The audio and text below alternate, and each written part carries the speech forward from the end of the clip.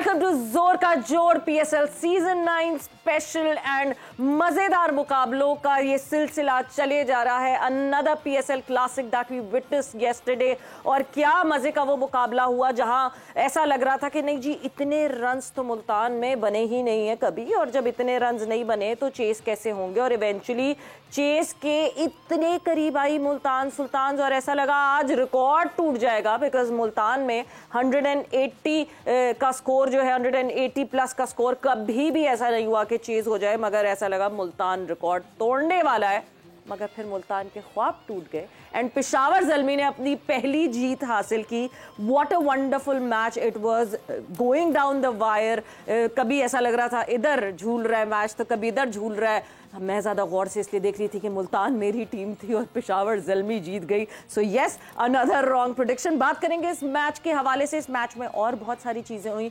Another day of PSL season 9 and another controversy coming up regarding the decisions of the third umpire, उसके हवाले से भी बात करेंगे। मैं हूं सवेरा पाशा और मेरे साथ मौजूद है हाफिज मोहम्मद इमरान। और जैसे अभी बात की है सवेरा ने कि कल जिस तरह से मैच खेला गया, ये दूसरा मैच है जो बहुत सनसनीखेज हुआ, कभी उधर कभी उधर। डेविड मलान ने आकर इस मैच में नई जान डाली और उससे पहले लग रहा था कि शायद मुल्तान के लिए ये मैच आसान ना हो, बिलखुसूस जब रिजवान आगाज़ में ही पवेलियन वापस लौट गए तो मुल्तान की मुश्किलात में इजाफा हुआ। लेकिन डेविड मलान ने जिस तरह से रन्स बनाए, जिस तरह से उन्होंने बड़े शॉट्स खेले, तो मैच में एक नई जान पैदा हुई। फिर उसामा मीर के छक्के, जो आता गया छक्के लगाता चला गया, लेकिन आखिर में एक मरतबा फिर नवीनुल हक, आसिफ याकूब, ये वो खिलाड़ी थे जो गुज़िश्ता रोज़ इस मैच का हिस्सा बने और उन्होंने अपनी कारकर्दगी से फ़र्क डाला।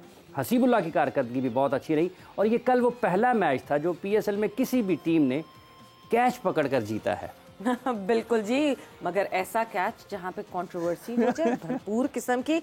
बट नवीनुल हक की क्या बात की जाए, because he just joined the team and the kind of last over that he did, कि मतलब ठीक है रन्स पड़ गए थे, मगर आखिरी 2 बॉलों में जब आपको डिफेंड करना है एंड देन विकेट पे विकेट, शायद इफ्तिखार रहते तो शायद इफ्तिखार कुछ कर पाते, बट ये शायद से कुछ भी नहीं होता, because at the end of the day Peshawar Zalmi laughed the last and at last Peshawar Zalmi ने जो है वो अपना अकाउंट ओपन कर लिया है। So before we move further और हम ज़रा अपने एनालिस्ट का अकाउंट ओपन करें, हम हमारे एक और फैमिली मेंबर जो हमारे साथ रहते हैं सारे वक्त, आप यहाँ देखते हैं हमारे साथ बीच में बैठे रहते हैं।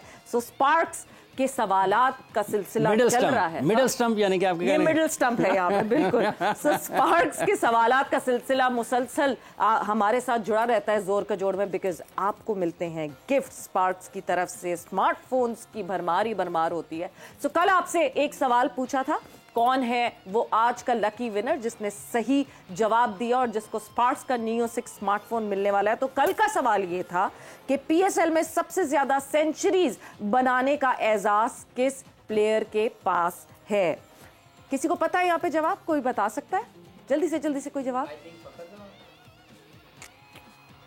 कामरान अकमल ने 3 सेंचुरीज बनाई हुई है पीएसएल में। सो कामरान अकमल को जो है वो सबसे ज्यादा सेंचुरीज बनाने का एजाज हासिल है। उस्मान ने जो है सही जवाब दिया, जेहलम से उस्मान का ताल्लुक है। सो उस्मान आपको बहुत बहुत मुबारक हो। सो कांग्रेचुलेशंस उस्मान, आपको मिला है स्पार्क्स का नियो 6 स्मार्टफोन। एंजॉय करें और अब उस स्मार्टफोन से और हमें मैसेजेस करें और जवाबों का रिप्लाई करें, सवालों के जवाब दें और भी चीजें और भी गिफ्ट जीतें। मूविंग ऑन फर्दर, आज का क्या है सवाल? आज का जी, सो आज का स्पार्क्स का सवाल गौर से सुनिएगा। आज का स्पार्क्स का सवाल है कि एबी डिविलियर्स ने पीएसएल में किस टीम की नुमाइंदगी की है? बहुत ही आसान सा सवाल है, आप लोग के लिए हम आसानियां ही आसानियां बढ़ाए जा रहे हैं। सो एबी डिविलियर्स ने पीएसएल में किस टीम की नुमाइंदगी की है? सवाल का जवाब देने के लिए आपको मैसेज करना है। ये नंबर आपकी स्क्रीन पे आ रहा है 0346 650 3661। एक दफा फिर मैं नंबर दोहरा देती हूँ 0346 650 3661। सवाल भी दोहरा देती हूँ, एबी डिविलियर्स ने पीएसएल में किस टीम की नुमाइंदगी की थी? सो आप जल्दी से सोचेंगे किसकी नुमाइंदगी की थी, और सवाल का जिसने भी दुरुस्त जवाब दिया उसको मिलेगा स्पार्क्स का Neo 6 smartphone shine with Sparks. So अब हम मूव ऑन करते हैं, आगे बढ़ाते हैं जोर का जोड़ के सिलसिले को। जनाब, तो हमारे साथ आज मौजूद हैं, किसी तारुफ के मोहताज नहीं है, जनाब पीजे मीर साहब। अस्सलाम वालेकुम। अस्सलाम वालेकुम एंड वेलकम टीम। कैसे हैं आप? बिल्कुल ठीक ठाक, ऑल गुड। एंजॉय कर रहे हैं पीएसएल? एब्सोल्युटली, बल्कि मैं अभी तो लंदन था, तो लंदन से आने से पहले जो हमारे यंग पाकिस्तानीज हैं, they were really looking forward to it. अच्छा। हाँ, I was very pleasantly surprise. हम आईपीएल की बात करते हैं, पीएसएल की बहुत बात हो रही है बाहर, and youngsters are looking forward to it.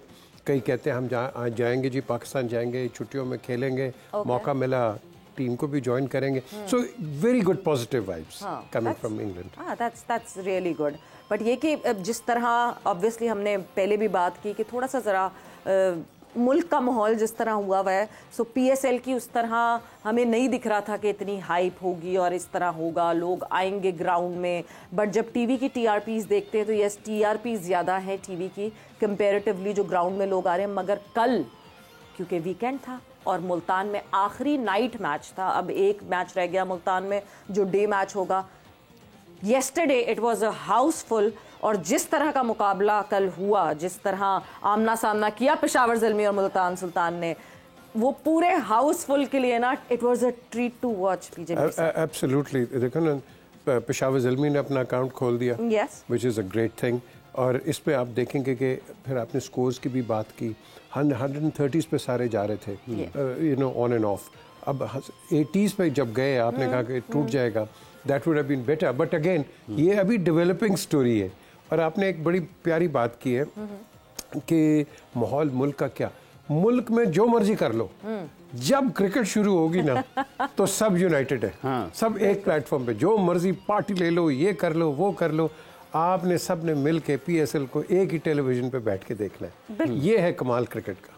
Cricket तो हमें जोड़ती है। अच्छा, ये जो कल क्राउड आया बहुत ज़्यादा, आपको लगता है कि कहीं ना कहीं, जैसे आपने ये जिक्र किया कि क्रिकेट जोड़ती है, असर अंदाज कहीं ना कहीं हालात हो जाते हैं, लोगों को रोक जाते हैं, लेकिन उसके बावजूद भी जैसे सवेरा बता रही हैं कि टेलीविज़न पर उतने ही ज़्यादा ज़ौक़ से, ज़ोर शोर से, जोश और जज्बे से लोग मैचेस देख रहे हैं, तो कहीं ना कहीं कुछ असर पड़ता है, रुकते हैं लोग। ये एक, अब आप देख लो, एक एवोल्यूशन कह लो कि क्रिकेट के अंदर लोग भाग गए थे ग्राउंडों से, नहीं कोई देख रहा था। आपकी जो नई खेप आ रही है, ये जो यंगस्टर्स बैठे हुए हैं, अब they would much rather go to the grounds and watch it.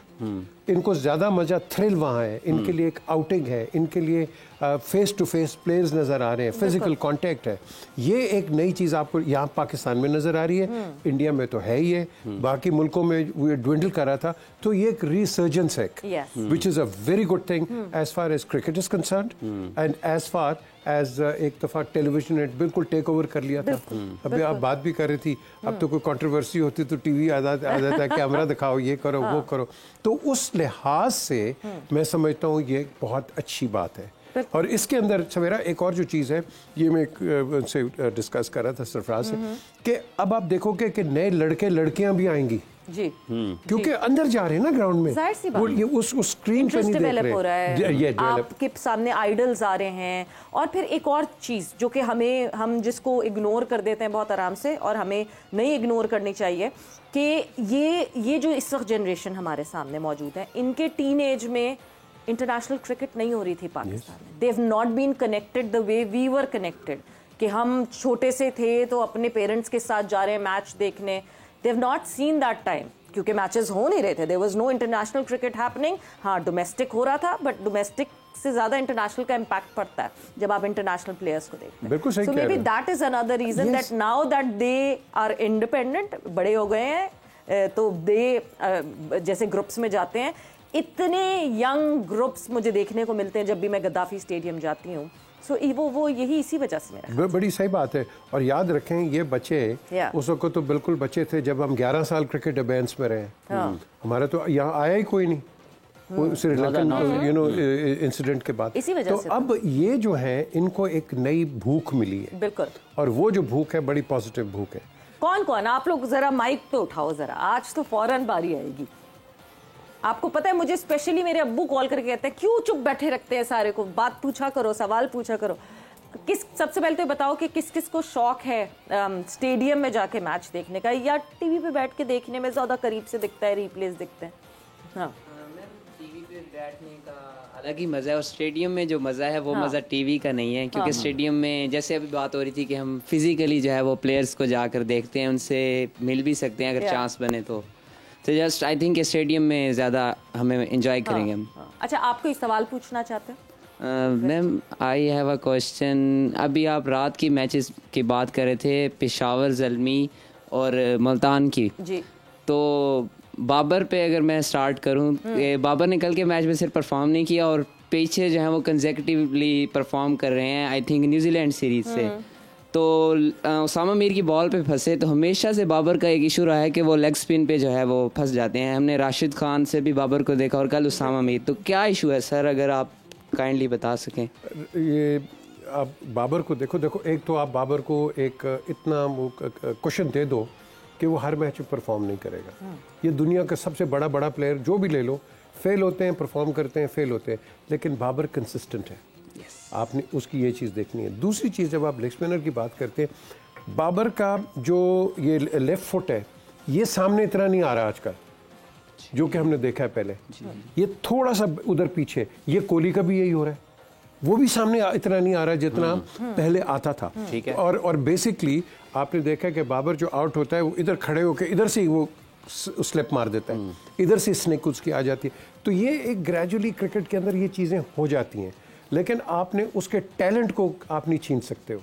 So basically हमने उसकी आंख को देखना है, उसके फुटवर्क को देखना है, और उसके उस वक्त एप्टीट्यूड को देखना है, एटीट्यूड नहीं, एप्टीट्यूड को देखना है कि वो कैसे अपने आप को कंट्रोल कर रहा है। हर बॉलर डिफरेंट है, हर बॉलर का गेंद जो है, कोई इन स्विंग आएगा, सीम करेगा, स्विंग करेगा, स्वर्व करेगा, ये हर एक का एक अपना है। और leg spinner Rashid Khan is not an ordinary bowler, he is one of the world's finest leg spinners.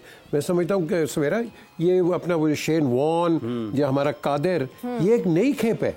बिल्कुल है, ऑब्वियसली एक नई खेप है, और जाहिर सी बात है परफॉर्म कर रही है, और लगातार राशिद मुश्ताक अपना ले लो, यू नो, ये एक नई खेप है। सो आप अडेप्ट करते हो gradually over a period of time.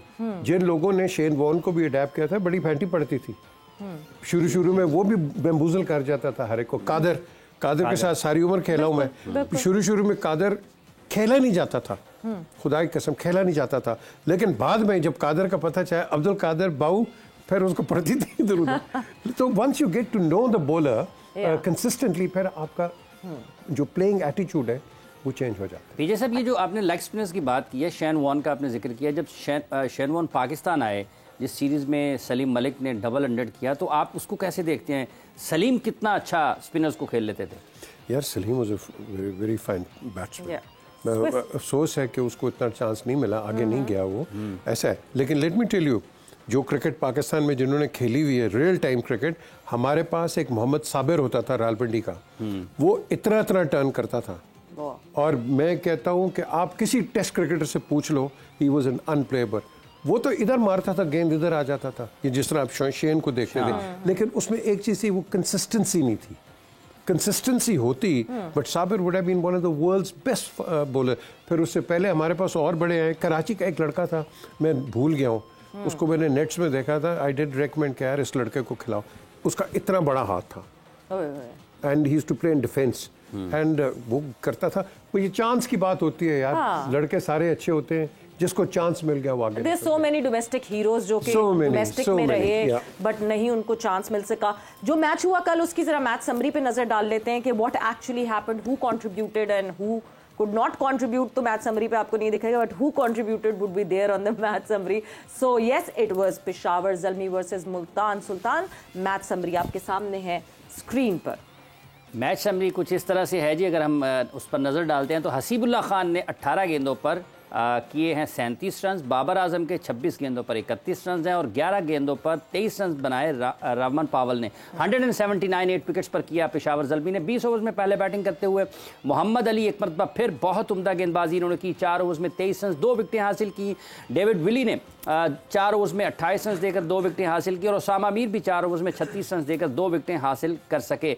179 के जवाब में 174 किया मुल्तान सुल्तान्स ने। डेविड मलान सबसे ज़्यादा रन इन्होंने बनाए बहुत जारहाना बैटिंग की, 25 गेंदों पर 52 रन, जिनके यासिर खान शुरू में थोड़ा फंसे रहे, इनके साथ रिजा हैंड्रिक्स कुछ ज़्यादा तेज़ नहीं खेल पाए। यही वजह थी कि शायद इनके ऊपर दबाव भी आया। मुल्तान सुल्तान्स के ऊपर 37 गेंदों पर 33 रन इन्होंने स्कोर किए और उसके साथ रिजा हैंड्रिक्स जो है 27 गेंदों पर 28 रन इन्होंने स्कोर किए। आसिफ याकूब 4 ओवर्स में 43 रन, 3 विकटें, लेकिन जिस ओवर में इन्होंने विकटें ली हैं उसने नक्शा ज़रूर आखिर में मुश्किलात ज़रूर बढ़ाई मुल्तान सुल्तान्स की। ल्यूक वुड इनके 4 ओवर्स में 13 रन, ये बड़ा फ़र्क इन्होंने डाला और 2 विकटें इन्होंने हासिल की। सलमान इरशाद ने जो विकटें ली हैं इन्होंने भी किसी जगह पर ज़रूर हिलाया मुल्तान सुल्तान्स को। तो 4 ओवर्स में 39 रन देकर इन्होंने 2 विकटें हासिल की। मैच का अख्ताम हुआ 5 रन की फतह के साथ पेशावर ज़ल्मी, और ये पहला मैच पेशावर ज़ल्मी इस तरीके से जीतने में कामयाब हुई। बिल्कुल जी। सो ये पेशावर ज़ल्मी की पहली जीत पेशावर ज़ल्मी को मिली।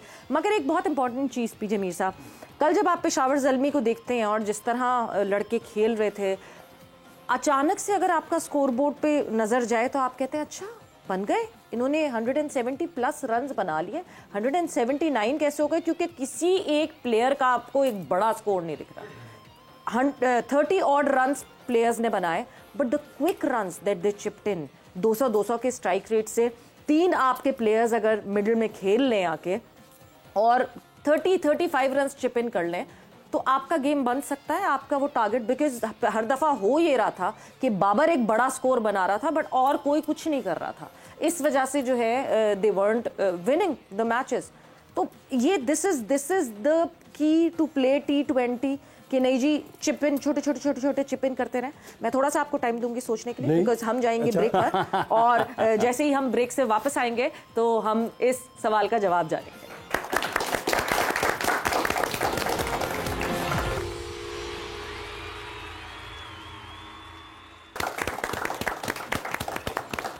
एंड वेलकम बैक टू जोर का जोर PSL सीजन 9 स्पेशल डिस्कशन हमारी हो रही है, जो कल एक सनसनीखेज मुकाबला हुआ मुल्तान में, जब मुल्तान सुल्तान्स को शिकस्त हासिल हुई पेशावर ज़ल्मी से।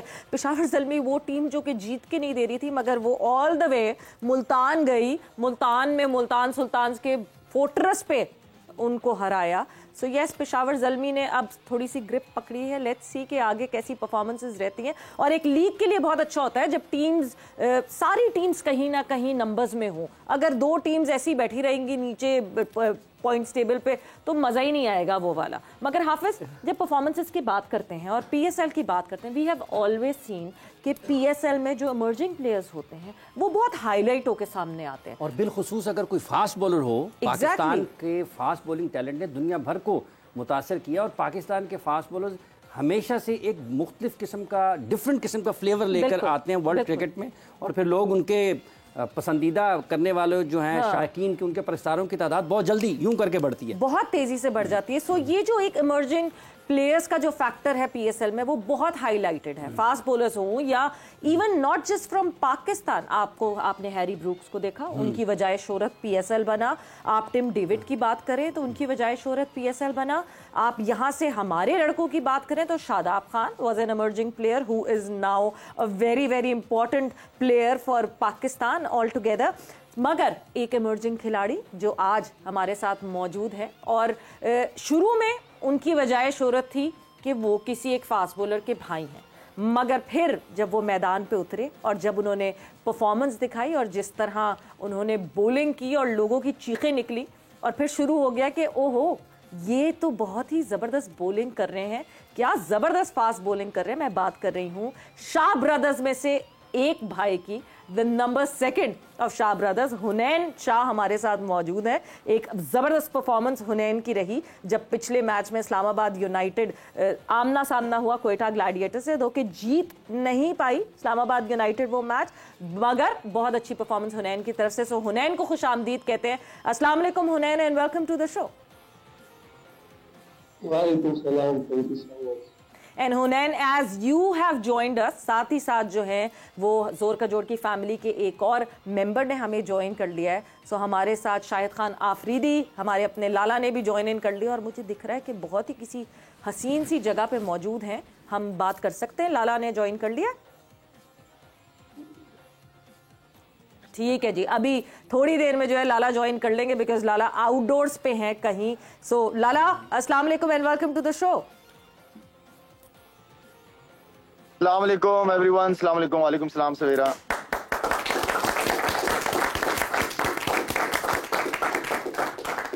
लाला की आवाज जरा अगर आप लोग हमारे पास खोल देंगे, हमें सिर्फ लाला लिपसिंग करते हुए दिख रहे हैं। सो अगर हमें आवाज आना शुरू हो जाए तो और भी बहुत अच्छा। जी सवेरा, आवाज आ रही है मेरी? अस्सलाम वालेकुम। जी जी लाला, बिल्कुल आवाज आ रही है। लाला मतलब कौन कौन सी जगहें आप हमें ऐसी सैर करा देते हैं? नहीं भाई नहीं सवेरा, आप घूमे हुए हो यहाँ पे? दुबई है, दुबई तो हर कोई तकरीबन ज्यादातर लोग आ चुके हैं यहाँ पे दुबई। हाँ, मगर यहाँ पीछे ऐसे क्रीक पे थोड़ी खड़े होते हैं, पीछे इतनी अच्छी यॉट खड़ी हुई है, तो सही है। हाँ, गुड। मैं आपको दिखाता हूँ। ये देखें जी, पूरा नजारा यहाँ चेक करें, ब्यूटीफुल। मरीना पे मौजूद है गालिबन आप दुबई में।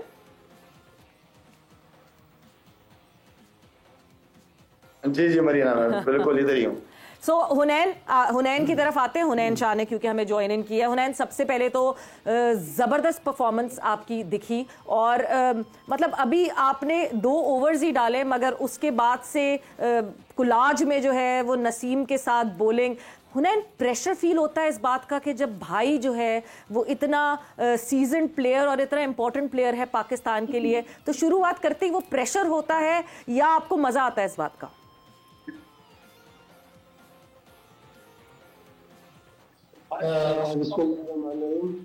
मजा भी आता है इस बात का, क्योंकि आपका भाई पाकिस्तान का प्लेयर है, इतना बड़ा स्टार, इसके साथ ड्रेसिंग रूम शेयर करना और सेम टीम में इसके साथ अटैक करना। प्रेशर इतना मिलता, क्योंकि मैं सिर्फ डोमेस्टिक में भी नेशनल T20 कप वगैरह फर्स्ट क्लास वगैरह खेला था, तो मुझे आइडिया था कि किस तरह इस सिचुएशन को हैंडल करना और कैसे बॉलिंग करनी है। तो काफी मजा आया और मुझे इस चीज का आइडिया था कि T20 में किस तरह बॉलिंग करनी है और कौन से लेंथ पे करनी है। हुनैन, गाइडेंस कितनी मिलती है नसीम के साथ होने से? क्या कभी कभार डांट भी पड़ जाती है? मतलब जब आपने विकेट ली जेसन रॉय की, सो वी कुड सी कि किस तरह नसीम ने आके आपको लिपटाया and how happy he was.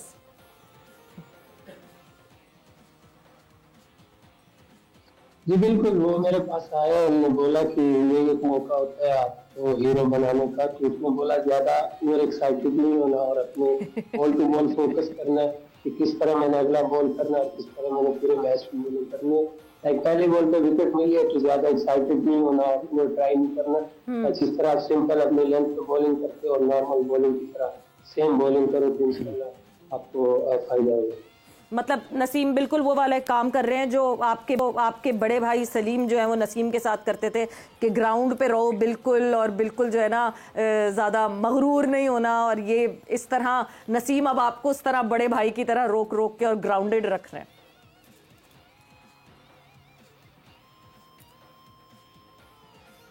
बिल्कुल, क्योंकि उनको इस चीज का आइडिया है और इससे गुजरे और मेरा पहला मैच था, तो वो मुझे इस तरह बार बार इस चीज का एक बार बताता था कि अगर आपने विकेट लिए पहले बॉल पे तो बस अल्लाह का शुक्र अदा करो और ज्यादा एक्साइटेड नहीं होना और कोशिश करो जो आप नॉर्मल बॉलिंग करते हो उसी तरह रहो और सेम उसी एटीट्यूड के साथ बॉलिंग करो और मतलब ज्यादा नहीं सोचना कि मैं और ज्यादा उन चीजों में पड़ जाए।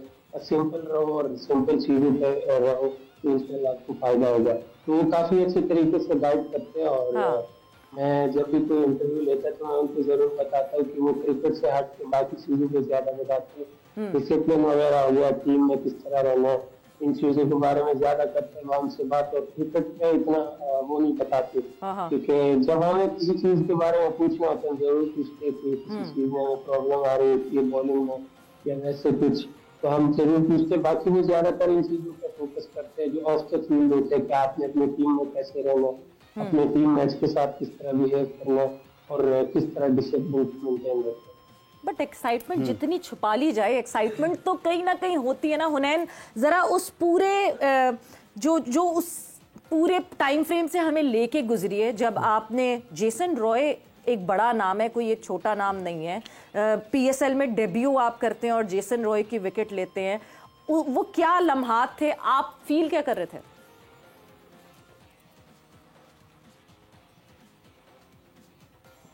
देखिए काफी मेरे लिए तो बहुत एक्साइटमेंट थी उस टाइम पे, क्योंकि आप इतना मेहनत करते हो और मैं जब ये टीम के साथ था तो मैंने काफी मेहनत की और काफी अपने जो बॉलिंग है उस पर काफी इम्प्रूवमेंट की तरफ मैं लाया हूँ और जैसे डोमेस्टिक वगैरह खेला और मेहनत की है।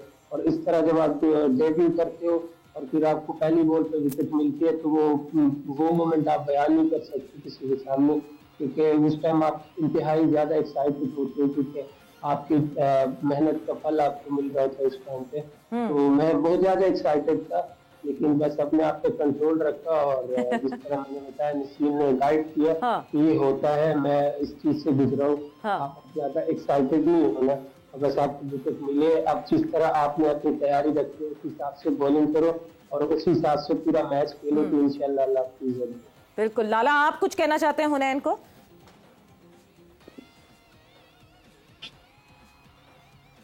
हुनैन, अस्सलाम वालेकुम बेटा, उम्मीद है खैर खैरियत है, ठीक ठाक है। सिर्फ यही बात कहना चाहूंगा कि हुनैन अभी आपने क्रिकेट की दुनिया में भी कदम रखा है, आपने, हम सब की दुआएं आपके साथ हैं। अल्लाह ताला आपसे बहुत अच्छी अच्छी परफॉर्मेंसेस करवाए और आप अपनी फैमिली को बहुत प्राउड फील कराएं। और आपने क्रिकेट को एंजॉय करना है, स्पेशली जब आपकी परफॉर्मेंस नहीं हो रही हो तब आपने ज्यादा एंजॉय करना है और नेगेटिव चीजों को अपने करीब ना आने देना है। स्टे पॉजिटिव, आपके पास आपका बड़ा भाई नसीम है वहां पे, उससे सीखते रहो, उससे समझते रहो कि मैंने ऑफ द फील्ड अपने आप को कैसे डिसिप्लिन रखना है। ऑफ द फील्ड डिसिप्लिन आपकी लाइफ के अंदर बहुत इंपॉर्टेंट है, आपकी क्रिकेट पे फोकस रहेगा और आप ज्यादा अरसा पाकिस्तान के लिए खेलोगे इंशाल्लाह। तो ऑल द बेस्ट।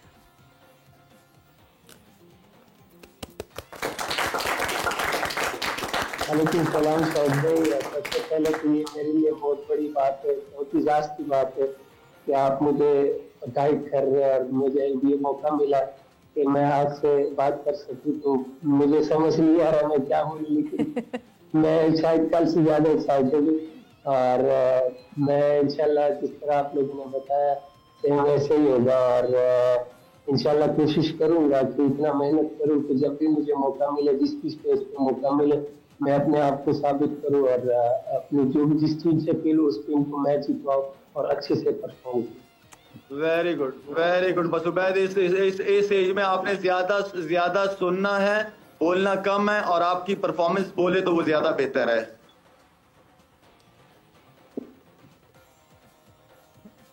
जी जी बिल्कुल, इंशाल्लाह सही है।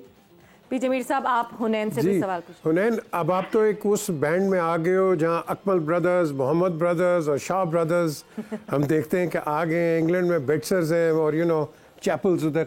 ये मुझे बताओ कि आपको सबसे ज़्यादा किसने इंस्पायर किया है क्रिकेट के अंदर?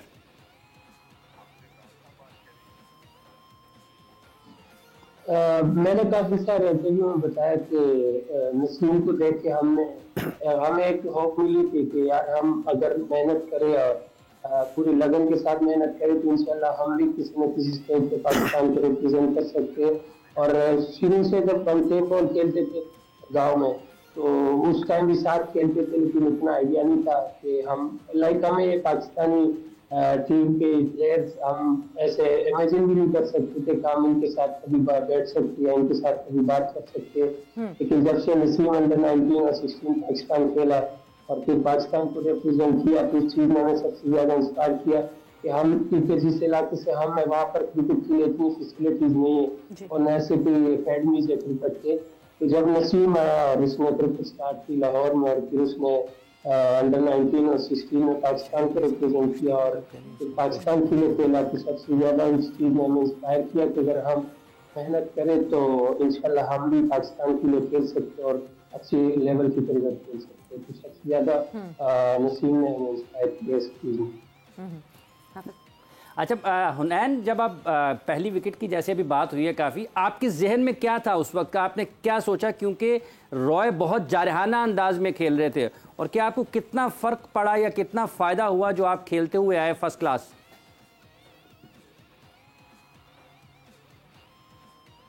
देखिए, फर्स्ट क्लास क्रिकेट का एज ए फास्ट बॉलर आपको बहुत फायदा होता है, आपको डिसिप्लिन में बॉलिंग करना सीख जाते हो। और मैंने ये चीज़ फर्स्ट क्लास में सीखी है कि आप किस तरह अपने लेंथ को एडजस्ट कर सकते हो पिच के हिसाब से, बैट्समैन के हिसाब से। तो वो 4-डे cricket as a fast bowler आपको बहुत हेल्प करता है कि आप डिसिप्लिन कैसे रह सकते हो किसी भी कंडीशन में। 4-डे क्रिकेट मेरे ख्याल से आपको हर फॉर्मेट में बहुत हेल्प करता है, चाहे वनडे हो चाहे T20 हो, क्योंकि आप वहाँ पर आप में पेशेंस आ जाते हैं कि आपको किस तरह, अगर सारा दिन भी बॉलिंग करना पड़ जाए तो आप किस तरह एक ही लाइन और लेंथ से बॉलिंग कर सकते हैं। तो 4-डे काफी हेल्प किया मुझे फर्स्ट क्लास में, और वनडे ने नेशनल T20 सब कुछ खेला, तो डोमेस्टिक इस सीजन में मुझे बहुत हेल्प किया। और जब मैं मैच में खेल रहा था तो मुझे आइडिया था कि मेरा लेंथ है वो मुझे हेल्प करेगा इस पिच पे, क्योंकि कोचेज ने अजहर भाई है उन्होंने भी मुझे गाइड किया कि आपका जो लाइन है, लेंथ है और लाइन है वो इस पिच के लिए बहुत जबरदस्त है, तो हमें उम्मीद है कि आप इस पिच पे अच्छी बॉलिंग करोगे। तो बस मैंने जस्ट अपने लेंथ पे बॉल किया, अल्लाह ने इज्जत दी। बिल्कुल जी, अल्लाह ही इज्जत देने वाला है। जाते जाते हुनैन एक चीज, क्योंकि बहुत फरमाइश है इस बात की, लाला पश्तों में इसको गुड लक कह दीजिए हुनैन को प्लीज। हुनैन मखी दे पारा ताला डेडर गुड लगता है खमश वलशा खैज रडना मशवलशा और दागा मौका चे मिस न के कोशिश ताला दा कवंदे चे पाकिस्तान ना मशवले दंदे और डेर ज्यादा मशवले दंदे इंशाल्लाह। सही रहेगा ना, ए नसीम ना बख जोड़ेगी इंशाल्लाह। ऑल द बेस्ट इंशाल्लाह।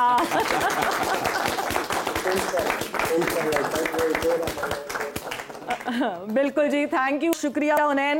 एंड मुझे तो सिर्फ लाला यही समझ आया कि हाँ जी जोड़ीदार बनना है नसीम का, और गुड लक आपने कही है। मैं ब्रेक पर जा रही हूँ, ब्रेक से वापस आऊंगी तो आपसे पूछूंगी मुझे सही समझ आया कि नहीं आया आफ्टर दिस शॉर्ट ब्रेक।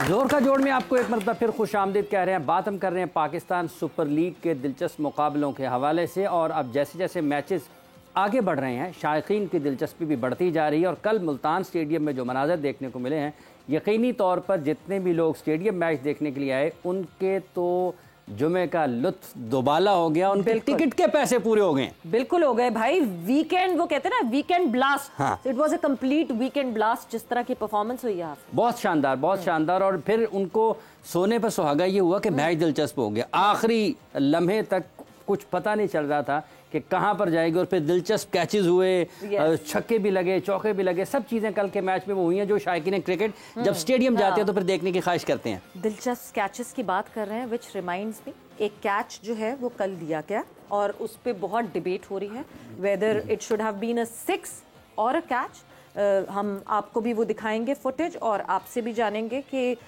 वो कैच है या 6 है, और क्या पर्टिकुलरली रूल्स हैं रिगार्डिंग दैट।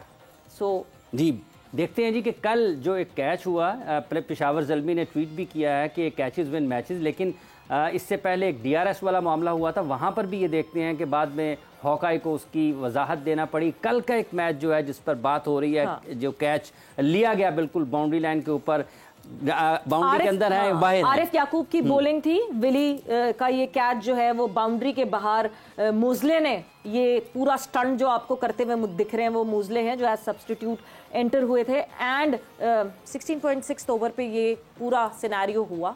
अब जो ये हम देख तो रहे हैं, ये सारा हमें पता चल रहा है कि इस वक्त हो क्या रहा है। सबसे बड़ी डिबेट ये थी कि क्या ये कैच माना जाएगा या ये 6 माना जाएगा। ये इसकी दो चीज़ें। अब एक तो आपका ये जो फुट ये नज़र आ रहा है ये क्लियर नहीं है, हमें नहीं पता कि ग्राउंड को टच कर रहा है नहीं कर रहा है। अगर टच कर रहा है he is not out, simple, because he is out of the boundary. हवा में है और उसी तरीके से ये वापस बाउंड्री में जाता है, वो प्रोबेबिलिटी है, ठीक है, क्योंकि उसने टच नहीं किया। बट देन अगेन है टेक्निकलिटी जो रेज किया है, ये डोमेन से तो बाहर है, बाउंड्री से तो बाहर है। बिल्कुल देखे ना, ये इसकी बड़ी, मैंने पहले जो बात की है, जब आप कैच पकड़ते हैं नीचे घास को लग जाए तो दैट्स नॉट आउट, बिकॉज घास is part of the ground, so that's not out. So अब आप उसको किस तरह डिफाइन करेंगे? ये लॉज को इनको आई थिंक रिफ्रेम करना चाहिए। आपने बिल्कुल सही कहा हाफिज, वो क्या कहते हैं, जो DRS से उन्होंने हॉकाई ने अपोलोजाइज उसका किया है, गलतियां होंगी, लेकिन I feel the final decision has to be with the umpire. अगर थर्ड अंपायर ये मिस्टेक कर रहा है तो जस्ट इमेजिन आपका परफेक्शन कहाँ गया। एग्जैक्टली और देखें वो बिल्कुल टर्निंग पॉइंट बन सकता था, बिकॉज परसों वाले मैच में भी यही हुआ। It could have been the turning point अगर वहाँ पे डिसीजन डिफरेंट हो जाता। हम ज़रा लॉस के हिसाब से अगर बात करें, जो MCC रूल ऑफ लॉ है, जहाँ हम 33.2A की बात करते हैं कि fair catch, what is a fair catch. So fair catch में वो कहते हैं a catch will be fair only if in every case either the ball at any time or any fielder in contact with the ball is not grounded beyond the boundary before the catch is completed. अब ये एक बहुत important चीज, ये जो आपने technique, अब ये बहुत टेक्निकल है लोगों को। इफ इज नॉट ग्राउंडेड, जो मैंने पहले कहा आपको, उसका पैर ऊपर है और उसने छलांग लगाई हवा में, उसका पैर नहीं गया और कांटेक्ट हो गया और अंदर गया, तो देन इज आउट। लेकिन again he is out of the boundary. Yes, हाँ, at the first contact with the ball he is already out of the boundary. Already out of the boundary. Whether he is jumping or whether he is not absolutely. jumping, that should be null and void there. Correct. अब ये जो चीज है, ये बड़ी ambiguity है इसके अंदर। वो कहते हैं कि आपने फेयर कैच पकड़ा है और आपका पैर बाहर नहीं है। तो भाई बाहर नहीं है, लेकिन उसने पकड़ा तो बाहर से है ना, बाउंड्री के बाहर है। बिल्कुल, हम ये वो लूप एक दफा फिर से देखते रहेंगे बात करते करते। हम देखो ना, हम छिक्का किसको मारते हैं कि जो आपकी जो डोमेन है, उसके अंदर तो छिक्का नहीं है ना, चौका है, चौका है। इधर भी गिरे चौका हो गया, इधर गिरेगा तो छिक्का है। तो अगर आप छिक्के में हवा में जाके पकड़ के और फिर आप वापस अंदर जा रहे हो, तो आपने गेंद को तो उसके डोमेन से बाहर पकड़ा है। तो आपके ख्याल में इसको नजरसानी होनी चाहिए कि अगर भले आप हवा में ही हैं लेकिन बाउंड्री से बाहर हैं। You have very very correct Hafeez, इस चीज़ को आपने यू हैव टू देखो, जिस तरह आपकी क्रिकेट डेवलप कर रही है, बल्कि आपने एक सवाल बड़ा इंपॉर्टेंट किया था, आई डिडंट आंसर, उस पर भी आता हूँ। तो ये आपको ग्रेजुअली चेंज करना पड़ेगा। आप मॉडिफाई करते हैं लॉज को, आपने नहीं है 75 यार्ड्स की बाउंड्री है, कहीं 105 की 110 की कम है और एक तरफ ज़्यादा हो जाती है। सो आप उसको इवन कैसे कर सकते हो? फिर आपका मैच एक जगह टिल्ट हो जाता है। देखो ना, जो 6-3 इधर लेके खेलेगा वो 6-3 इधर तो नहीं लेके खेलेगा, शॉर्ट बाउंड्री। सो इसको आपको you have to work on it. But coming to that very important question before the break, आपके कोचेस जो है अब वो अपने आप को रीडिफाइन और रीडेवलप कर रहे हैं कि आपको 25-25, 30-30 के खेपे मिल जाएंगी। रादर जो आपने कहा कि बाबर 100 कर जाता था, पीछे कुछ नहीं करता था, तो बाकियों को तो मैच प्रैक्टिस ही नहीं मिलती थी। तो ये अब जो है, मैं समझता हूँ कोचेस ये कह रहे हैं कि आप कंसिस्टेंसी पे जाओ, don't hog the ground, just 25-30। और सोबर्स का भी यही था, क्विक बर्स्ट देना। T20 इज bursting out, बस आप आए, एक क्विक बर्स्ट दें। A quick burst of 30-35 runs would be enough for a batter move on and let other come and express themselves. That should be the key. That should be the case, and then that prepares you for the next game. Exactly. क्योंकि next game में तो आप cold जाते हो ना, क्योंकि पिछले match में आपने बैटिंग ही नहीं की। तो इसके अंदर आपका मैच प्रेजेंस, फील्ड प्रेजेंस और एटमॉस्फेयर जो आपका करंट होता है, वो बिल्कुल वहीं रहता है। बिल्कुल। और ये जो चीज़ है, ये बड़ी इंपॉर्टेंट चीज़ है। एक बंदा 100 कर जाए और उसके बाद दूसरे को कहे कि अभी आज मेरा नहीं लगा, जिस तरह इन्होंने सवाल किया है कि नहीं लगा, तो फिर तो इसको फिर तो then we are back to square one. Exactly. ये बिल्कुल आपने सही बात की है। हमें कोशिश करनी है, जो कोचेस हैं, कि जाओ give your bursts, move on, don't hang around, क्योंकि 20 ओवर्स में यू डोंट हैंग अराउंड। बिल्कुल, आपको कोई एंकर बनने की ज्यादा जरूरत नहीं है। मगर हाफिज एक चीज जो हम उसकी भी बात कर रहे हैं, नहीं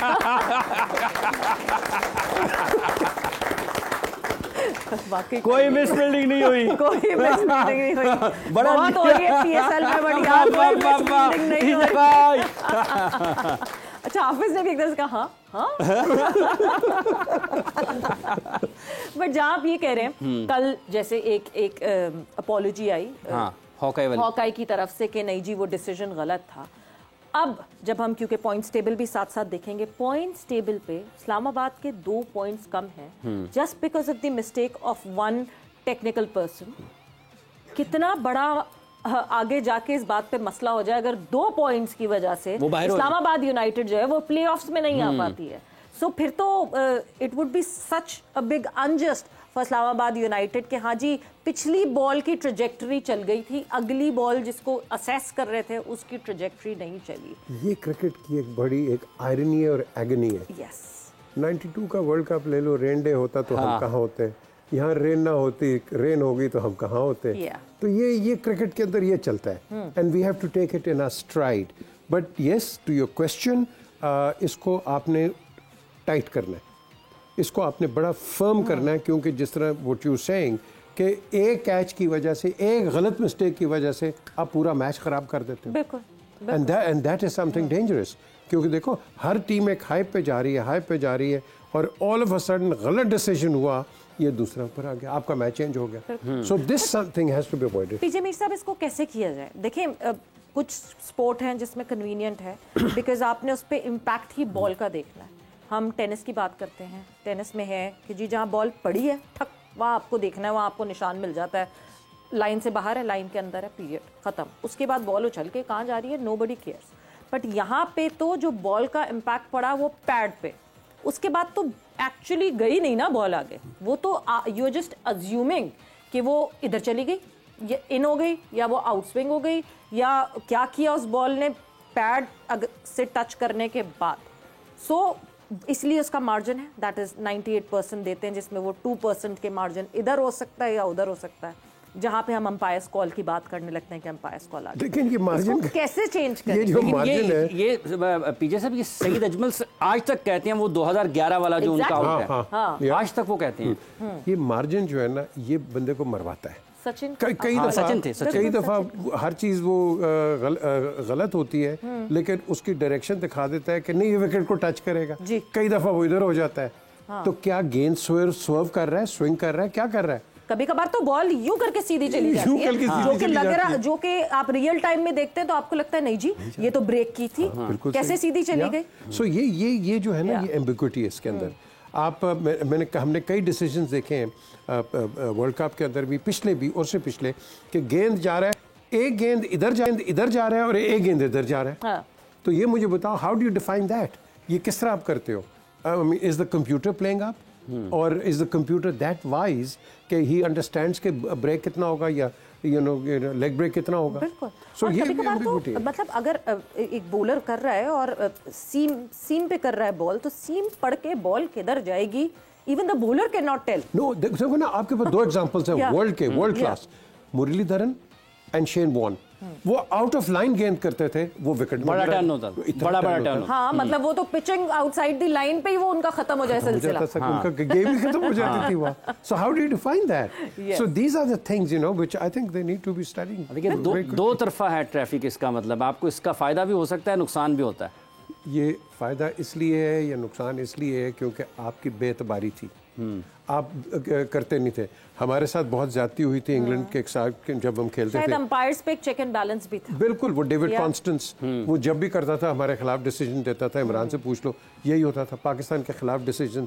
अब उसको फिर यही लेके आए, इमरान खान ही न्यूट्रल अंपायर्स लाए, और तो ये लेके आए। लेकिन न्यूट्रल अंपायर्स के अंदर भी अब आप ये नई अपनी एडिशंस कर दिए, ये DRS है, hawk's eye and all that kind of stuff. So इस चीज को I think we still need to be working on it. Technology पे और काम होना। देखो ना, डकवर्थ लुईस के पे भी कितनी कंट्रोवर्सी आ जाएगी, उस लॉ के ऊपर भी। उसको भी अमेंड किया गया। पहले डकवर्थ लुईस था, अब Duckworth Lewis Smith DLS use करते हैं। वो इसी वजह से कि उसमें, क्योंकि वो जो एक आ गया था साउथ अफ्रीका के अगेंस्ट, कितने रन्स थे एक बॉल के ऊपर, वो वर्ल्ड कप में? जी 1992 23 रन्स थे। 23 रन्स शायद एक बॉल के ऊपर थे, तो वो बिल्कुल ही it was not possible at all. So yes, ये अमेंडमेंट्स आती रहेंगी। MCC is always active with the rules and every year around we see some changes. कभी किसी चीज की चेंजेस आती हैं, कभी फील्डिंग में बड़ी चेंजेस आती हैं।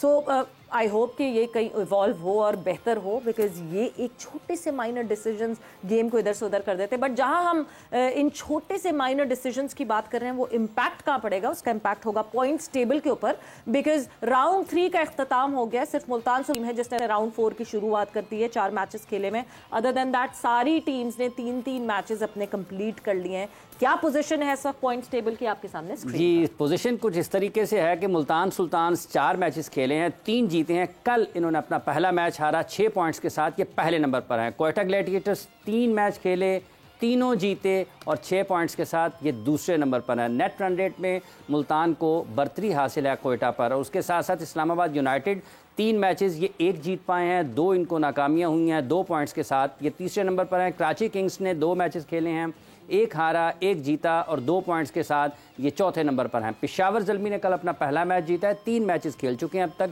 2 हारे हैं, 1 मैच में इनको फतह मिली है और ये 2 पॉइंट्स के साथ 5वें नंबर पर हैं। और हम जहाँ पर बैठे हैं इस वक्त वहीं पर लाहौर कलंदर भी है, वो सबसे नीचे है इस वक्त पॉइंट्स टेबल में। ये 3 मैचेस खेल चुके हैं, 3 हारे हैं और आज ये देखते हैं पॉइंट इनका कोई नहीं है, नेट रन रेट भी इनका मनफी में है, तो इन्होंने भी अपना खाता खोलना है। देखना यह है कि आज के मैच में खाता खुलता है या फिर खाता और ज्यादा खराब होता है। मगर हाफिज होप है लाहौर कलंदर्स का, because Shai Hope exactly hope है लाहौर कलंदर्स के पास, और वो होप इसलिए है because Shai Hope has joined the squad of Lahore Qalandars. Lahore Qalandars को एक और भी मसला सबसे बड़ा ये हो रहा था that part time wicket keeper wicket keeping कर रहे थे, एंड जिसकी वजह से आपको लैप्सेस ग्राउंड में दिख रहे थे। So Shai Hope is here and I hope के शाय होप जो है वो होप बढ़ा दे लाहौर कलंदर्स। होप से याद है, hope not out, yes hope not out, इसलिए लाहौर कलंदर्स के लिए अभी आउट नहीं है, होप नॉट आउट है। अभी ये फोन नंबर चेंज करना है ना, 662220 इसको चेंज करना है अभी। बिल्कुल, और जहां हम लाहौर कलंदर्स की बात कर रहे हैं, उस होप की बात कर रहे हैं, तो एक होप और जगाई रखी है लाहौर कलंदर्स की, बिकॉज परफॉर्मेंस कंपैरेटिवली अच्छी आ रही है। जिस तरह शाहीन और हारिस बॉलिंग कर रहे हैं उसके मुकाबले में जमान की परफॉर्मेंस कदरे बेहतर है, मगर फिर एक लैप्स हुआ पिछले मैच में जहां पे इफ्तिखार ने ज़मान खान को तारे दिखा दिए, और ज़मान खान जो कि हम कहते हैं स्पेशलिस्ट हैं, जिन्होंने आखिरी ओवर पे जिताया है, और पिछले सीजन में 2 मेन मैचेस ज़मान खान ने जिताए अपनी उस बॉलिंग से, जिस तरह डिफेंड किया था वो आखिरी ओवर। इस दफ़ा वो नहीं अप्लाई कर पा रहे, मगर अभी टाइम है, कर पाएंगे। ज़मान से गुफ्तगू हुई कादिर ख्वाजा की, क्या कहा ज़मान ने, आइए आपको दिखाते सुनाते हैं। जी बिल्कुल, इस वक्त मेरे साथ लाहौर कलंदर के जारहाना फास्ट बॉलर ज़मान खान मौजूद हैं।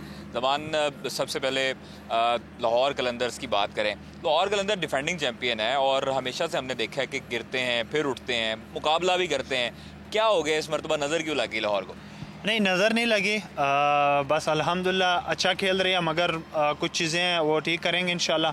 बाकी है कि अगले 7 मैचेस रह गए, इंशाल्लाह कम बैक करेंगे इंशाल्लाह। अच्छा, लाहौर कलंदर्स की तरफ से आप खेलते हैं, आपको कहा जाता है कि आप डेथ ओवर्स के स्पेशलिस्ट बॉलर हैं, लेकिन उस दिन जो है वो इफ्तिखार अहमद ने बिल्कुल पासा पलट दिया और जीता हुआ मैच लाहौर की गिरफ्त से जो है वो निकाल के ले गए।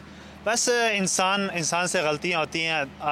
हमने पाकिस्तान के लिए काफ़ी मैचेस जिताए हुए हैं, जैसे शाहीन है, हारिस है, इन्होंने पाकिस्तान के लिए काफ़ी मैचेस जिताए हैं। मेरा ये है कि मैं जो कर सकता था, लोगों की उम्मीदें होती हैं कि यार ज़मान हालांकि ज़मान ने काफ़ी 2 साल चैम्पियन बनवाया लाहौर कलंदर को, मगर ये है कि एक टाइम होता है, इंसान पे बुरा होता है, प्रेशर होता है, लोगों की उम्मीदें होती हैं उस पर। तो मेरी यही कोशिश होती है कि टीम को मैं जिताऊँ, अपनी टीम को। तो ये है कि अगर नहीं हो सकता तो इंसान है, गलती होती है, ये चीज़ें होती रही। अच्छा ज़मान, उस दिन जो मैच हारे, इफ्तिखार अहमद ने काफ़ी रन्स डाले, तो उसके बाद आप यकीनी तौर पर दिल बर्दाश्ता हुए होंगे, सैड हुए होंगे, किसने ज़्यादा हौसला दिया लाहौर कलंदर्स में? नहीं, हौसला सब ने दिया, शाहीन भाई ने फर्स्ट दिया है, बाकी सब ने कहा कि आपने काफ़ी मैचेस जिताए हैं, 20 में से अगर आप एक मैच रवा दो उससे कोई फ़र्क नहीं पड़ता। इंशाल्लाह 7 मैचेस है, उन्होंने कहा इंशाल्लाह अगले मैचेस तुम जितवाओगे और तुम हमारे मैन बॉलर माशा। अच्छा ज़मान, पाकिस्तान टीम के भी कप्तान हैं और लाहौर कलंदर के भी कप्तान हैं शाहीन शाह अफरीदी, कैसी बॉन्डिंग है आपको, कैसा सपोर्ट करते हैं, कितना अच्छा लगता है उनके साथ डगआउट शेयर करके और कितना कुछ सीखने को मिलता है? नहीं, काफ़ी अच्छा लगता है, एक तरफ से वो बॉलिंग करते हैं, दूसरी तरफ से मैं, तो ये एक काफ़ी कुछ चीज़ें भी सीखने को मिल रही है। जैसे कि नया बॉल आप देख रहे हैं, स्विंग शिक मिल रहा है, काफ़ी कुछ चीज़ें सीखने को भी मिल रही है और सपोर्ट करते हैं, यंग लड़कों को काफ़ी सपोर्ट करते हैं। जैसे हमारे टीम में वो जानदाल खान आपने देखा होगा, पहले तैयार करके रखा होता है, तो काफ़ी ये है कि यंग, क्योंकि PSL एक ऐसी फ्रेंचाइज़ है कि यंग लड़कों को सपोर्ट करती है, तो हमारी टीम की यही होती है कि यार जो यंग लड़के आते हैं उनको सपोर्ट करें, उनको आगे पाकिस्तान की टीम में लेके। अच्छा ज़मान, हमने देखा था कि आपको बड़ा स्लिंगिंग सा एक्शन है, ये किससे देख के शुरुआत की? मतलब कौन आपका फेवरेट बॉलर, बैट्समैन कौन? ये बचपन से मेरा यही स्टाइल था, थोड़ा सा ऊपर से था, बाकी बाद में थोड़ा सा मैंने चेंज किया क्योंकि काफ़ी बॉडी पीछे गिर रही थी शुरू से, तो मैंने अपने आप को आगे लाने के लिए थोड़ा चेंज किया। तो बाकी है कि शुरू से देखते थे इमरान खान वगैरह, शोएब अख्तर हो गए, शाहिद अफरीदी, इनको देखते थे, वहाँ वसीम अकरम लोग।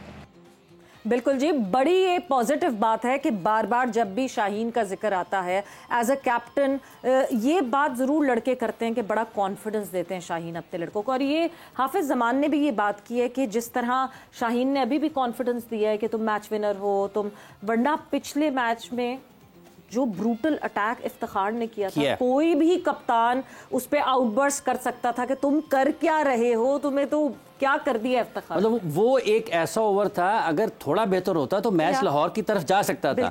ये बात बिल्कुल ठीक है, जैसा आपने कहा कि शाहीन चूंकि कप्तान पाकिस्तान के भी हैं, यहाँ पर भी उनकी कप्तानी की एक खास बात यही है कि वो अपने नौजवान खिलाड़ियों को और जो उनके पास वसाइल मौजूद होते हैं उनको बड़े अच्छे तरीके से इस्तेमाल करते हैं। हौसला दिलाएंगे तो यही खिलाड़ी आगे जाकर परफॉर्म करेंगे। ये एक तरीके से मुश्किल वक्त में जो कप्तान अपने खिलाड़ियों के साथ खड़ा होता है वो बहुत अहम होता है। बिल्कुल जी, कप्तान की बैकिंग की वजह से बड़े बड़े खिलाड़ी जो है वो बहुत अच्छा कर गुजरते हैं। बहुत सारी एग्जांपल्स हमारे पास, मगर वक्त अभी ब्रेक का हुआ है, ब्रेक पर जा रहे हैं, ब्रेक से वापस आएंगे तो अपनी कॉन्वर्सेशन को आगे बढ़ाएंगे।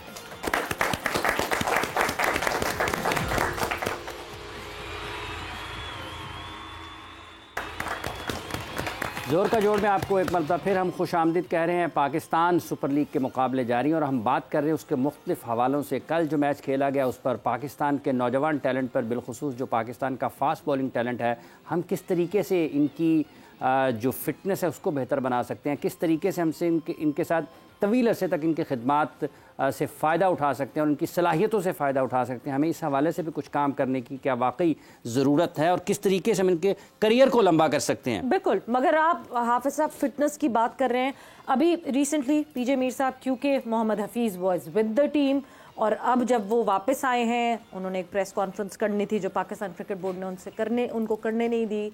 सो अब वो क्योंकि एक चैनल पे बैठे हैं, सो आहिस्ता आहिस्ता वो उस प्रेस कॉन्फ्रेंस के जो सारा कंटेंट है वो आहिस्ता आहिस्ता वो दे रहे हैं। सो उस कंटेंट में एक बात उन्होंने की which is very important to note कि जब उन्होंने ज्वाइन किया टीम को तो उनको ये पता चला कि कैप्टन और टीम मैनेजमेंट, इन्होंने ये डिसाइड कर लिया है कि 6 महीने तक कोई छेड़ेगा नहीं लड़के को, फिटनेस के ऊपर बात नहीं होगी। हमारी टीम का core focus is not fitness, it's just performance.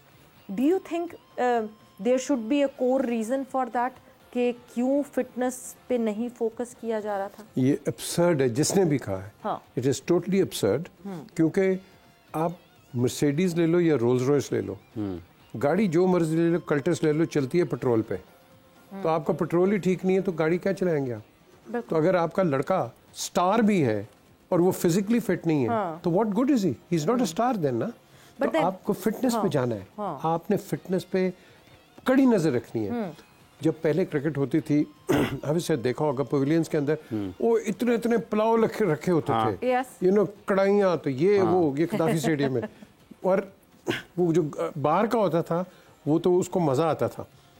आप खा खा के उनके साथ compete तो कर ही नहीं सकते। बिल्कुल। आपके अंदर सबसे बड़ी जो चीज़ अभी आपने जो पूछी है, आपके अंदर लैक्टिक एसिड आ जाता है जिसको, और वो खलियां बनाती है। तो जब आपके मसल्स ही काम नहीं कर रहे हैं और फिर आपका क्या होता है, किसी को क्रैम्प पड़ जाता है, किसी की हैमस्ट्रिंग पुल हो जाती है एंड आपके मसल्स काम नहीं करते हैं, तो आप ऑप्टिमम परफॉर्मेंस तो दे नहीं सकते हो। आप क्रैम्प कहते हैं ना, यूं मेरे जहन में रिजवान आता है, मतलब क्रैम्प एंड रिजवान ये दो जो है ना एक जैसे नाम हो गए हैं, चोली दामन का साथ है। बिल्कुल ऐसा ही हो गया। ये देखो, अब सवेरा ने एक इम्पोर्टेंट बात की है, बात तो कर दी। आपका जो फिजियो है, क्या वो उसने स्टडी नहीं किया कि कईयों के क्रैम्प हैमस्ट्रिंग छोटे होते हैं, कईयों के बड़े होते हैं, कि इसकी कितनी स्ट्रेचिंग करवानी है, इसको कितना फिजिकल वर्कआउट देना है। तो ये जो चीजें हैं, ये आपके जो फिजियोज होते हैं, ये उनका काम है। बट पीजे मीर साहब, हम देखें पूरा बोर्ड पे नहीं डाल सकते, हम पूरा बोर्ड को ब्लेम नहीं जी, लड़कों पे है। बिकॉज ये लड़के, ये एक प्रोफेशनल्स हैं, ये एथलीट्स हैं, ये जब तक बोर्ड के सिनेरियो में होते हैं। आप देखते हैं कि डोमेस्टिक खेल रहे हैं या जब पाकिस्तान टीम के साथ ट्रैवल कर रहे हैं, इनको बॉइल्ड वेजिटेबल्स भी मिल रही हैं, इनको जो है वो ग्रिल्ड फिश भी मिल रही है, सो ग्रिल्ड चिकन भी मिल रही है।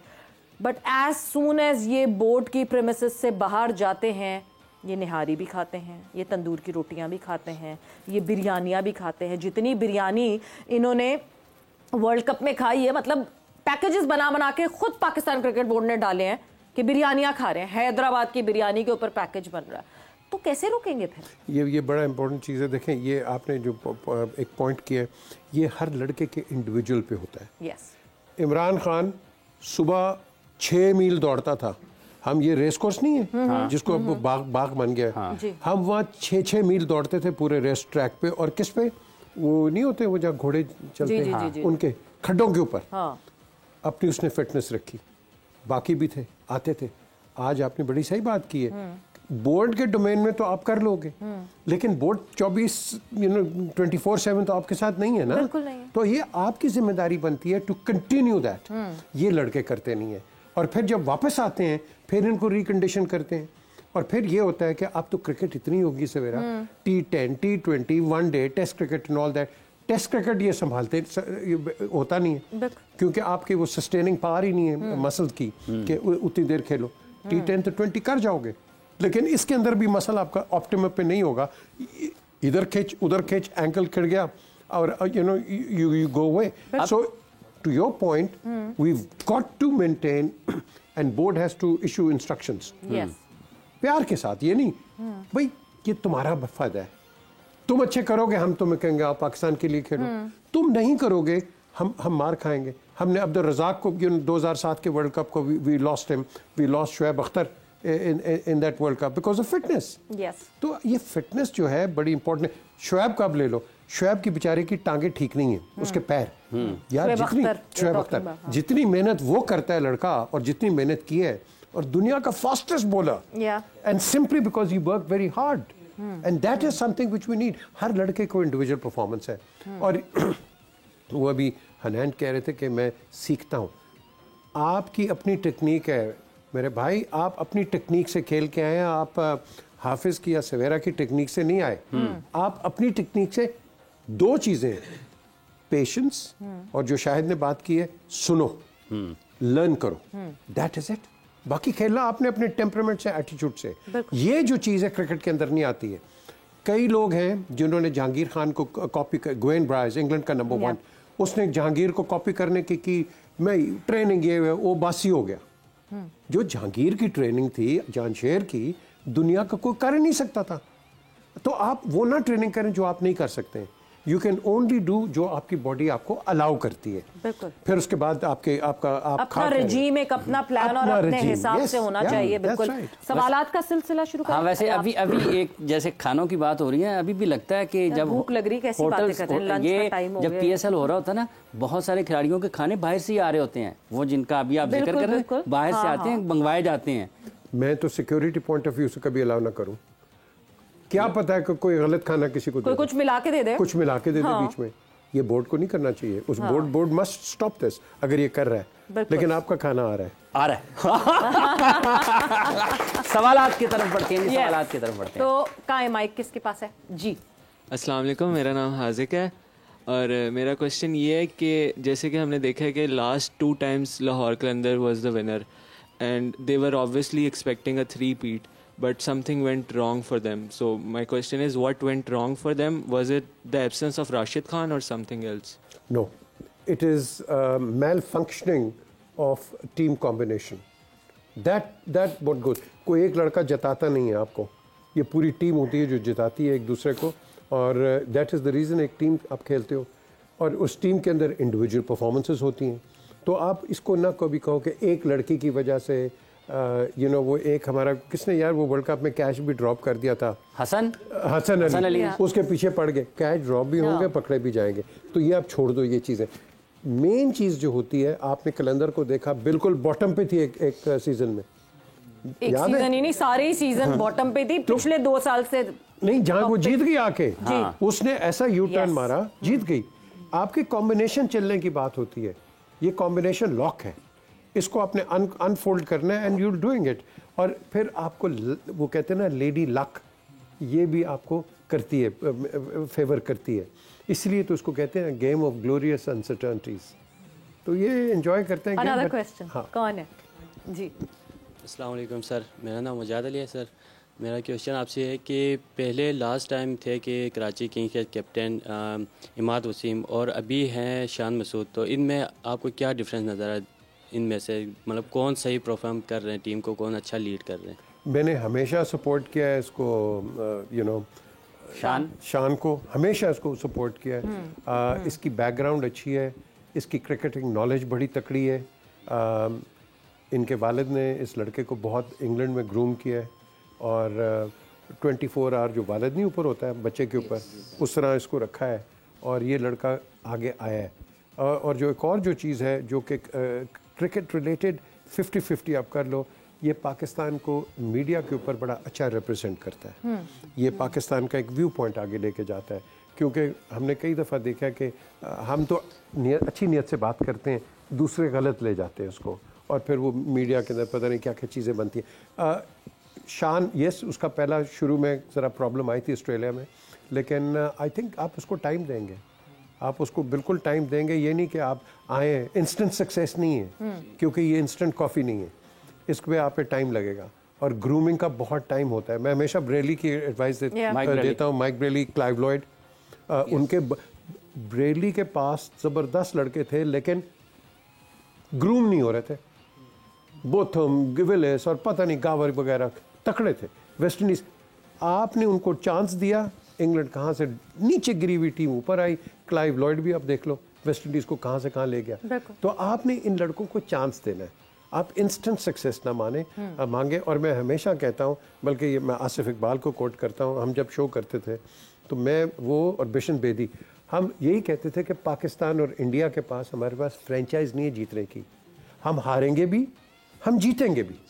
तो ये एटीट्यूड जब आप रख लोगे आपकी टीमें बहुत आगे जाएंगी। बिल्कुल, इंस्टेंट रिजल्ट ना मांगे, इंस्टेंट कॉफी नहीं है, ये पंच लाइन थी बिल्कुल इसकी। आप बेटा, आप अगर सवाल पूछ लो तो। अस्सलाम वालेकुम, मेरा नाम उज़मा है। मेरा सवाल आपसे ये है कि डिसिप्लिन का होना किसी भी टीम की विनिंग रेशो के लिए कितना ज़रूरी है? डिसिप्लिन क्रिकेट आपको सिखाती है, डिसिप्लिन है। जब हम टेम्परामेंट की बात करते हैं दैट इज़ डिसिप्लिन, एटीट्यूड्स की बात करते हैं दैट इज़ डिसिप्लिन। ये जो वो वाइल्ड फायर हो जाते हैं, अब तो कोड ऑफ कंडक्ट आ गया आईसीसी के अंदर, यू नो बदतमीज़ी हो जाती थी, स्लैंगिंग हो जाती थी, यू नो स्लेजिंग हो जाती थी, अब वो ख़त्म है। So discipline is a very important point. और हमारे पाकिस्तान के अंदर एक आदमी जिसको मैं सिंगल आउट करता हूँ, अब्दुल हफीज़ कारदार, उन्होंने हमेशा डिसिप्लिन को आगे रखा है। हमेशा उन्होंने बड़े बड़े टेस्ट क्रिकेटर्स को बाहर कर दिया था डिसिप्लिन की वजह से। मुझे याद है कि 78 की सीरीज़ इंग्लैंड इधर आ रही थी तो उधर से पैकर सीरीज़ थी, तो उन्होंने कई लड़कों को जो उधर खाया उन्होंने नहीं रखा साइड में। तो ये जो चीज़ें हैं ये बड़ी इंपॉर्टेंट चीज़ होती है। इंग्लैंड के भी लड़के कई जो नहीं आए थे उन्होंने उनको बाहर कर दिया था। और तो और फिर जब वो लाने लगे हमने ऑब्जेक्ट कर दिया, हमने कहा वो नहीं खेलेंगे। तो ये जो चीज़ें होती हैं, discipline is a very important part, क्योंकि cricket is a way of life. ये एक जेंटलमैन्स गेम है और जेंटलमैन जो है हमेशा आपको जब ग्राउंड पे डिसिप्लिन नजर आएगा, आपको घर पे भी डिसिप्लिन नजर आएगा। मतलब पीजे मीर कारदार साहब के लिए तालियां। कारदार साहब बहुत बड़े खिदमतगार पाकिस्तान क्रिकेट के, बहुत बड़े एडमिनिस्ट्रेटर, ऐसा ही है ना? बिल्कुल। ये कहना सही होगा कि डिसिप्लिन की वजह से आज विराट कोहली जो है वो विराट कोहली हैं और उमर अकमल जो है वो उमर अकमल है। बड़ी बात की उन्होंने, बहुत बहुत डीप और गहरी बात उन्होंने की है। That is the difference, that is the difference. Discipline आपको बहुत आगे लेके जाएगी, क्रिकेट छोड़े लाइफ के अंदर आगे लेके जाएगी। और आप डिसिप्लिन नहीं होंगे तो आप जितने भी टैलेंटेड हो, कहीं ना कहीं you lack behind and then you will be just behind. और सवेरा तीन चीजें कायद-ए-आज़म क्या कह के गए? Unity, faith and discipline. Imagine. So discipline is very important. बिल्कुल जी। अस्सलाम वालेकुम, दिस इज रबिया। मेरा क्वेश्चन ये है कि क्या एक अच्छा प्लेयर एक अच्छा कोच भी बन सकता है? बन सकता है, ये नेसेसरी नहीं है कि वो बन जाएगा, बन सकता है। हमने एक आदमी को ट्राई किया 6 दफ़ा, लेकिन I don't know what happened, नहीं हुआ। बड़े बड़े प्लेयर्स हैं हमारे पाकिस्तान के अंदर जो कि कोच बन सकते हैं और हैं। यस, ये हो सकता है, ये कोई बड़ी बात नहीं है, लेकिन ये डिपेंड करता है कि हर एक की इनसाइट क्या है क्रिकेट के अंदर। हिट मारना चौका छिका बड़ा इजी है, इन स्विंगर आउट्स करना भी इजी है, लेकिन गेम को समझना और अगले की वीकनेसेस और स्ट्रेंथ को समझना ये कोच की क्वालिटी होती है। तो ये जो क्वालिटी है जिसके अंदर है, बिल्कुल बन सकता है, क्यों नहीं बन सकता। गेम को समझना, क्या आज लाहौर कलंदर्स अपने गेम को समझ सकेगी कि नहीं समझ सकेगी? बिकॉज पहले तो कहा जाता था आर्क राइवल्स होंगे एक दूसरे के आमने सामने, जहां लाहौर कलंदर्स और कराची किंग्स का होगा मुकाबला, मगर ये आर्क राइवली इधर से इधर होती जा रही है।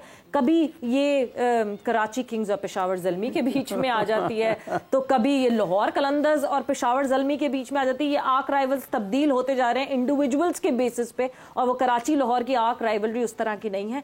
सो यस, अभी इस जोर का जोड़ का वक्त जो है यहाँ पे खत्म हो गया, मगर आपके सामने हम फिर से हाजिर होंगे 5 बजे, एंड तब उस वक्त फोकस होगा हमारा लाहौर कलंदर्स और कराची किंग्स के मैच के हवाले से। आप लोगों का बहुत बहुत शुक्रिया for being here, thanks for being here, and आपका बहुत बहुत शुक्रिया for joining in and being here. Savera और हाफिज को इजाजत दीजिए, अपना बहुत ख्याल रखिएगा, टेक केयर, बाय बाय, अल्लाह हाफिज।